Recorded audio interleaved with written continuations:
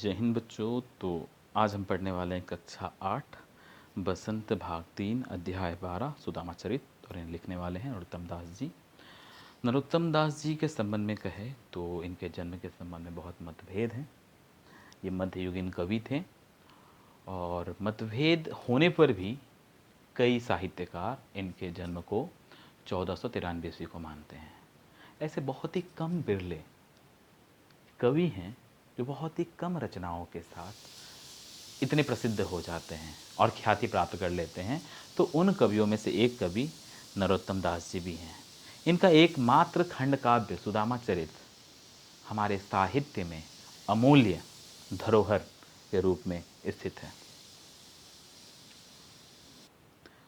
उत्तर प्रदेश के सीतापुर के वारी नामक स्थान पर इनका जन्म हुआ था और सगुन भक्ति के उपासक थे। तो ऐसे ही सुदामा चरित जो है इनकी अमूल्य रचना है और इस रचना में उन्होंने सुदामा और कृष्ण के वार्तालाप को जिस तरह से दिखाया है, कभी कभी तो ऐसा प्रतीत होता है कि हम एक नाटक को अनुभूत कर रहे हैं। पात्रों के जो संवाद हैं उसको अनुभव कर रहे हैं और इसमें पात्र हैं सुदामा और श्री कृष्ण। सुदामा चरित एक लंबी कविता है और इस कविता को समझने के लिए हमें शब्द का अर्थ ज्ञात होना बहुत ही आवश्यक है। तो इसके लिए यहाँ पर कुछ शब्दों का संग्रह, जो कठिन कठिन शब्द हैं उनका संग्रह मैं लेकर आया हूँ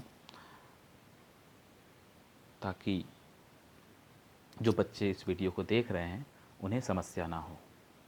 इसलिए मैंने एक एक शब्द का अर्थ लाया हूँ और बच्चों आप लोगों को एक एक शब्द सह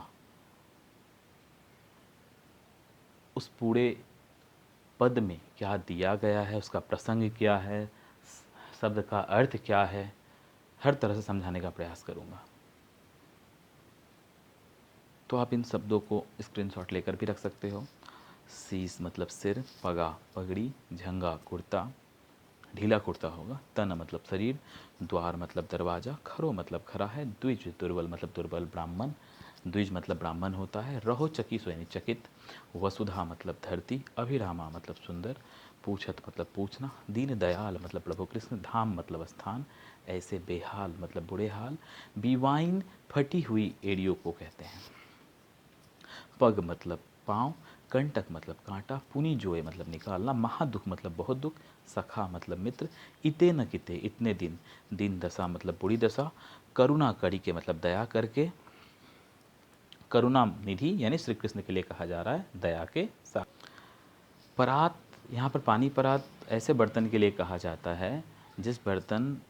जब कोई बाहर से आता है या किसी तीर्थ स्थान से आता है तो हम क्या करते हैं, उस बर्तन में पानी भरकर उनके पैर को धोते हैं। हाथ छुएओ नहीं यानी हाथ ना लगाना, नैनन के जल मतलब आंखों के आंसुओं, पग मतलब पैर, कछु मतलब कुछ, काहे न देत किस कारण, चापी मतलब छिपाना,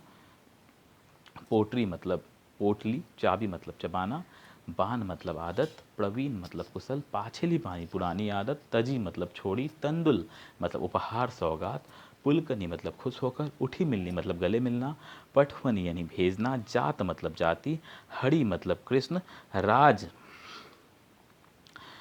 समाज मतलब राज्य में, औरत फिरे इधर उधर फिरना, तनक मतलब थोड़ा, वाही पठियो मतलब खाली हाथ, ठेली मतलब भेजना, धन मतलब दौलत, धरो मतलब रखना, वैसो ही मतलब वैसे, गजबाजी मतलब हाथी घोड़ा, संभ्रम मतलब भ्रम हो गया,